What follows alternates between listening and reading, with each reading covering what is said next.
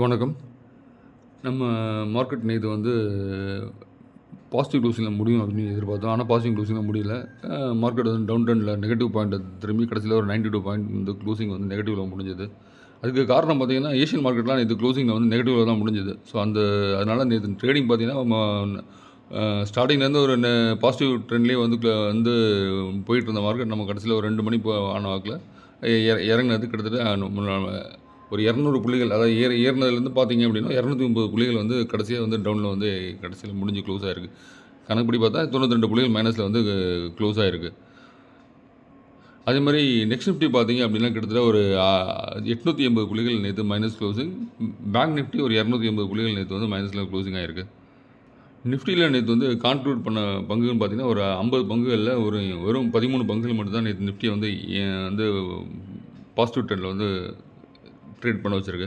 So அதில் வந்து FMCG பங்குகள் பெரும்பாலான Hindustan Unilever, ITC, Nestle India, அதே மாதிரி டெக் நிறுவனம் இன்ஃபோசிஸ், ஸோ இந்த மாதிரி ஒரு 13 நிறுவனங்கள் மட்டும்தான் வந்து நேற்று வந்து நிஃப்டியை வந்து பாசிட்டிவ் க்ளோசிங்கில் கொண்டு வந்து இது பண்ணியிருக்கு, பாசிட்டிவில் வந்து ட்ரெண்டில் வந்து இது பண்ணியிருக்கு. அதே மாதிரி நெகட்டிவில் பார்த்தீங்கன்னா 37 பங்குகள் negative. Reliance, LNT, Trent, ONGC, அது மாதிரி IndusInd bank, Bajaj auto, Titan, TCS, Mahindra and Mahindra, இது கோட்டக் பேங்க், இந்த மாதிரி பல நிறுவனங்கள் 37 நிறுவனங்கள் நேற்று வந்து நிஃப்டி வந்து நெகட்டிவ் ட்ரெண்டுக்கு கொண்டு போன கம்பெனிகள். அதே மாதிரி நெக்ஸ்ட் நிஃப்டி பார்த்தீங்கன்னா அதில் வந்து 7 பங்குகள் மட்டும்தான் வந்து நேற்று வந்து பாசிட்டிவ். மீதி 43 பங்குகள் நேற்று வந்து பெரிய அடி. அதில் ட்ரெண்ட் பெரும்பாலான பங்குகள் trend, Zomato, Naukri, Jio finance, TVS motor, BEL, Cholamandalam finance, REC, Vedanta, DLF, so இந்த மாதிரி பல நிறுவனங்கள் வந்து நேற்று வந்து நெகட்டிவ் க்ளோசிங்கில் வந்து கொண்டு வந்திருக்கு. அதில் வந்து பெரிய அடி. நெக்ஸ்ட் நிஃப்டிக்கும் பெரிய அடி.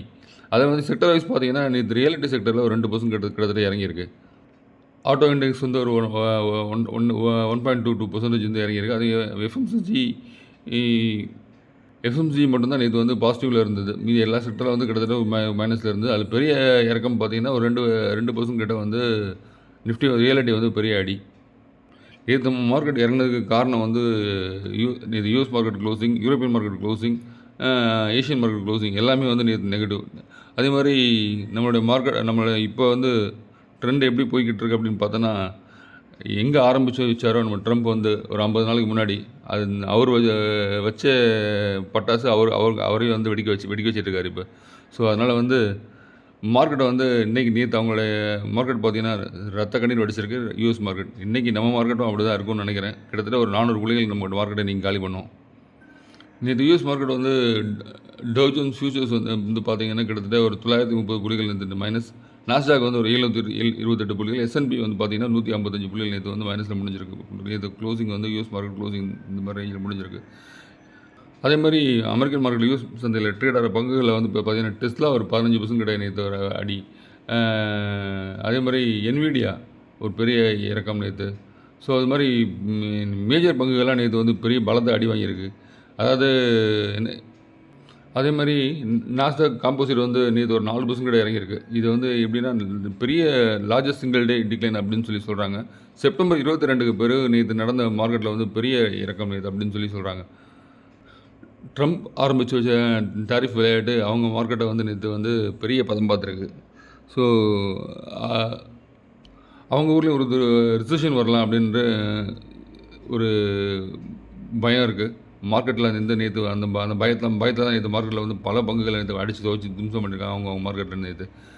அதே மாதிரி அவர் போட்ட ட்ரேடோட இது பார்த்தீங்க அப்படின்னா மெக்சிகோ, கனடா, சைனா, ஸோ இதெல்லாம் வந்து இந்த நாட்டுக்கு போட்ட டாரிஃப் வந்து அவங்க நாட்டை பதம் பார்க்க ஆரம்பிச்சிருக்கு. இதுக்கெல்லாம் காரணம் பார்த்திங்கன்னா ட்ரேட் டென்ஷன், அப்புறம் வந்து recession concern, technology sector weakness, அப்புறம் வந்து ஃபினான்ஷியல் செக்டரில் ப்ரெஷர், அப்புறம் வந்து டெக்னிக்கல் இண்டிகேட்டர்ஸ், இது எல்லாமே வந்து அவங்களுடைய யூஎஸ் மார்க்கெட்டை வந்து நேற்று வந்து பெரிய லெவலில் பதம் பார்த்துருக்கு. கிட்டத்தட்ட அவங்களுடைய மார்க்கெட் வந்து 200 மூவிங் ஆவரேஜ் பக்கத்தில் வந்து ட்ரேட் ஆகிட்டு இருக்குது.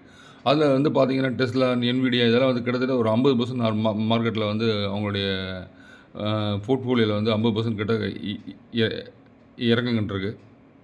நேற்று அமெரிக்கன் மார்க்கெட் இறக்கம்னு பார்த்தீங்கன்னா டவ் ஜோன்ஸ் வந்து 2.8%, எஸ்என்பி வந்து 2.69%, நாஸ்டாக் ஒரு 4% வந்து நேற்று பெரிய இறக்கங்கன்றிருக்கு.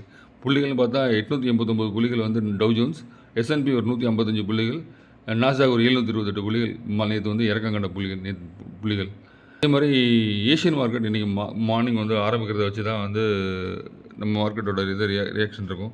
ஆல்ரெடி கிஃப்ட் நிஃப்டி வந்து ஒரு 250 புள்ளிகள் கிட்ட நேற்று நைட் ட்ரேட் ஆனதில் இறங்கியிருக்கு. ஸோ அந்த இதை கம்பேர் பண்ணி பார்க்கும்போது இன்றைக்கி நம்மளுடைய மார்க்கெட்டு எங்கேருந்து நம்ம வந்து பாட்டம் அவுட் அப்படின்னு சொல்லி பார்த்தோமோ அந்த பாட்டம் அவுட் கிட்ட இன்றைக்கி வந்து நம்ம ட்ரேட் ஆகக்கூடிய வாய்ப்புகள் உண்டு. கிட்டத்தட்ட ஒரு 350 பாயிண்ட் கிட்ட இன்றைக்கி இறக்கம் காணலாம். ஸோ அதுலேருந்து தான் திரும்ப நாளைக்கு நாளன்று வர மார்க்கெட் வந்து எப்படி இருக்குன்னு சொல்லி பார்க்கலாம். இன்றைக்கி அந்த அமெரிக்கன் மார்க்கெட்டோட இறக்கத்தை வச்சு அவங்களோட டிசிஷன் எப்படி இருக்குன்றத இன்றைக்கி மார்க்கெட் வந்து நம்மளோட ரியாக்ஷன் காட்டும். அதே மாதிரி சும்மா இல்லாமல் நான் வந்து ட்ரம்ப் வந்து பிட்காயினில் நாங்கள் ரிசர்வ் க்ரியேட் பண்ண போகிறோம் அப்படின்னு சொல்லியிருந்தாங்க. அதில் வந்து எந்த ஒரு முடிவுமே இல்லாமல் பிட்காயினோட மார்க்கெட்டையும் வந்து அடிச்சு துவம்சம் பண்ணிட்டாங்க. கிட்டத்தட்ட பல காயின் பிட்காயின் எடுத்துக்கோங்க, சொலனா, XRP, கேஸ்பா, இந்த மாதிரி பல காயின்ஸ் நல்ல ஆல் காயின்ஸ் இருக்கட்டும், எல்லா காயின்ஸுமே டூஜ் காயின்ஸ் அந்த மாதிரி எல்லா காயின்ஸுமே வந்து அடித்து கிட்டத்தட்ட ஒரு 50% 70% கிட்டத்தட்ட மார்க்கெட்டில் இறங்கியிருக்கு. ஸோ அவர் வந்து ரிசர்வ் எப்படி கிரியேட் பண்ண போகிறோன்னு சொல்லி நேற்று ஒரு காமெடியாக வந்து ஒரு பேச்சு வருது மார்க்கெட்டில். எல்லாருமே ரிசர்வ் கிரியேட் பண்ண போகிறோன்னா வெளியிலேருந்து ஃபண்டை வந்து கிரியேட் பண்ணி புதுசாக வந்து காயின்ஸ் வாங்கி ரிசர்வ் கிரியேட் பண்ணுவாங்க. இவர் நேற்று வந்து நம்ம ட்ரம்ப் சார் முதல்ல வந்து என்ன சொல்லியிருக்காங்க அவங்க அப்படின்னா, இருக்கிற காயின்ஸை வந்து அவங்ககிட்ட ஆல்ரெடி பிட் காயின்ஸ் இருக்கும் இல்லையா, அந்த காயின்ஸையே வந்து நம்ம வந்து செல் பண்ணிவிட்டு திரும்ப புதுசாக வாங்குற மாதிரி நேற்று வந்து பேசியிருக்காங்க போல தெரியுது. ஸோ அதை பேஸ் பண்ணி நேற்று பிட்காயினை போட்டு துவச்சி எடுத்திருக்காங்க நேற்று. அதே மாதிரி யூஎஸில் வந்து ராபின்ஹுட் மார்க்கெட், சார்லஸ் ஸ்குவாப் இவங்க வந்து ப்ரோக்கரேஜ் ஃபார்ம்ஸ்லாம் வந்து நேற்று வந்து மார்க்கெட்டை வந்து கிட்டத்தட்ட நம்மளுடைய ஊர் ரிசெஷனில் வர மாதிரி அவங்களுடைய மார்க்கெட்டை வந்து ஸ்லோ டவுன் பண்ணுற மாதிரியும் வந்து நேற்று வந்து பேசியிருக்காங்க. ஸோ அதனாலேயும் வந்து நேற்று மார்க்கெட் வந்து அவங்களுடைய இதை நேற்று வந்து இது பண்ணியிருக்கு. அதேமாதிரி டெஸ்லா செக்டர் வைஸில் பார்த்தீங்கன்னா அந்த டெக் செக்டர் வந்து நேற்று வந்து பெரிய அடி கிட்டத்தட்ட டெஸ்லா வந்து 50% கிட்ட இறங்கி நேற்று அதில் வந்து 15% நேற்று வந்து டெஸ்லா மட்டுமே இறங்கியிருக்கு நேற்று. ஸோ இந்த மார்க்கெட்டோட இறக்கம் வந்து கோல்டுக்கு வந்து ஒரு ஆப்பர்ச்சுனிட்டி கொடுத்த மாதிரி ஆயிரும். ஆல்ரெடி $2,890 ட்ரேட் ஆகிற கோல்டு இன்னும் சில நாட்களில் $3,000 தொட்டாலும் தொடும். நம்ம ஊர் மார்க்கெட்டில் ஆல்ரெடி ஒரு $8,050 ரேட் இருக்குது. அது இன்னொரு $500 கூட்டினாலும் கூடும்.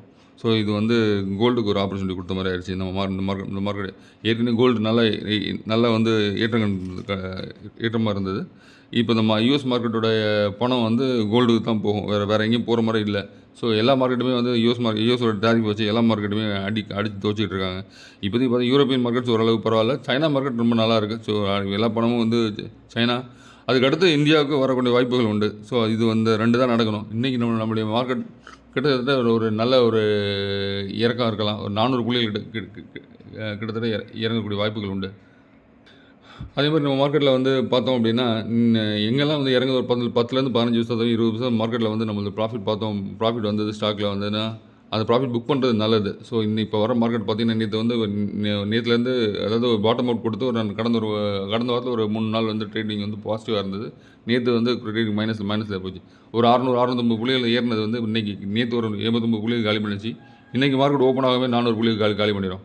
ஸோ நமக்கு ஸ்டாக் வந்து கிட்டத்தட்ட நம்ம வாங்கியிருக்கோம் அப்படின்னு சொல்லி பார்த்தோன்னா 15 ஒரு மினிமம் ஒரு 12% 15% மார்க்கெட்டில் வந்து நமக்கு வந்து ப்ராஃபிட்டில் இருக்குது அப்படின்னா அந்த ப்ராஃபிட்டை புக் பண்ணிடுங்க. ஸோ அந்த ப்ராஃபிட்டை நீங்கள் எடுத்திங்கன்னா நல்லது. புக் பண்ணாமல் இருந்து விட்டீங்க அப்படின்னா திரும்ப அந்த ப்ராஃபிட் இன்றைக்கி வந்து நீங்கள் புக் பண்ண ப்ராஃபிட் இன்றைக்கி மார்க்கெட்டில் திரும்ப கரைஞ்சிரும்.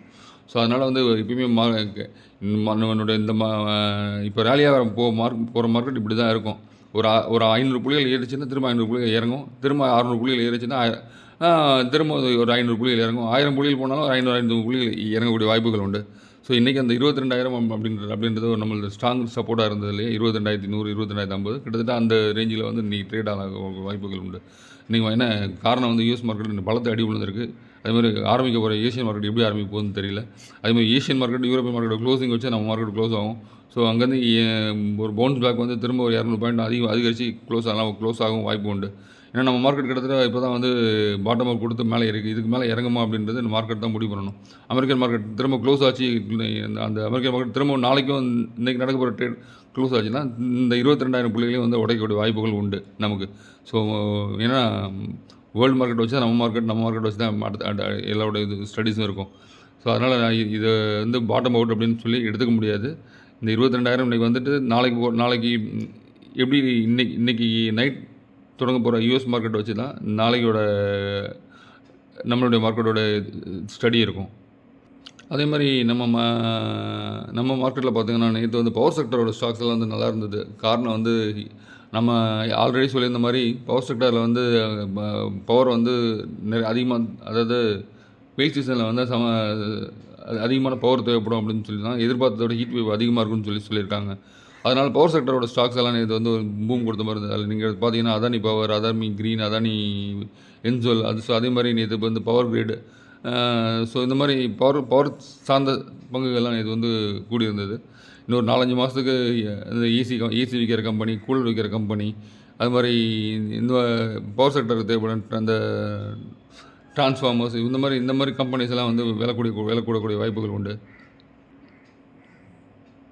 ஸோ நம்ம மார்க்கெட்டில் வந்து பார்த்திங்கன்னா தெரியும், நேற்று ட்ரிவன் டர்பைன் ஒரு கிட்டத்தட்ட ஒரு ஒரு வாரத்தில் வந்து ஒரு 10-15% கூடி இருந்தது. நேற்று வந்து நேற்று ப்ராஃபிட் புக் பண்ணியிருக்காங்க. 8% நேற்று இறங்கியிருக்கு. அதுமாதிரி கேலக்ஸி சர்ஃபேஸ் ஒரு 7% இறங்கியிருக்கு. டெக்ஸ்மேக் ரயில் இன்ஜின் ஒரு 7% இறங்கியிருந்தது. அதுமாதிரி ஜேஎம் ஃபினான்ஷியல், அப்பர் இண்டஸ்ட்ரீஸ், டிடகர் ரயில், ஸோ எதெல்லாம் வந்து போன வாரத்தில் கடந்த வாரத்தில் கூடி இருந்ததோ அதெல்லாம் வந்து நேற்று வந்து ப்ராஃபிட் புக் பண்ணி அதை வந்து ப்ராஃபிட்டை வந்து பார்த்துருக்காங்க. சன்ஃபார்மா, கிரீவ்ஸ் காட்டன், அதே மாதிரி Dhani service, embassy development, technical, சூபெக்ஸ்லாம் வந்து ஏறவே இல்லை. அது நேற்று பெரிய இறக்கம் கொண்டிருக்கு. Jyoti structures, KE and industries, Indo Count industries, Shriram properties, TVS supply chain, so இதெல்லாம் வந்து நல்ல ஒரு ஏற்றம் கண்ட பங்குகள். அந்த டிவிஎஸ் சப்ளை செயின்லாம் கிட்டத்தட்ட ஒரு பாட்டில் வந்து ஒரு 110 ரூபாலேருந்து 135 ரூபா, 140 ரூபா ட்ரேட் ஆன பங்கு நேற்று ஒரு 5% இறக்கியிருக்காங்க. அதே மாதிரி Hindustan construction, Vedant fusions, Marfan labs, so இந்த மாதிரி பல பங்குகள் நேற்று வந்து மிட் கேப் பங்குகள் நேற்று இறங்கியிருக்கு. அதே மாதிரி நிஃப்டியை பொறுத்த வரைக்கும் நேற்று வந்து இண்டஸ்இண்ட் பேங்க் வந்து ஒரு 3% நேற்று பெரிய இருக்கும். அதே மாதிரி NTPC, Shriram finance, Infosys, HCL technologies, Bharat petroleum, Trent, so இதெல்லாம் வந்து நேற்று வந்து இறக்கம் கண்ட பங்குகளாக இருந்தது. ஸோ இன்ஃபோசிஸ் கிடையாது, trend. So trend, Bajaj auto, TCS, Mahindra and Mahindra, so இந்த மாதிரி பல நிறுவனங்கள் இது வந்து நம்ம மார்க்கெட்டை வந்து க்ளோசிங்கில் வந்து குறைச்சி விட்ட கம்பெனிஸாக இருக்குது. மொத்தத்தில் எங்கே வந்து நம்ம தொடங்கின இடத்துக்கு திரும்ப வர போகிறோம். திரும்ப வந்து இன்றைக்கி பவுன்ஸ் பேக் இருக்கா இல்லையான்றதை நம்ம பார்க்க போகிறோம். ஸோ பார்க்கலாம் மார்க்கெட் எப்படி ரியாக்ட் ஆகுதுன்னு. தேங்க்யூ.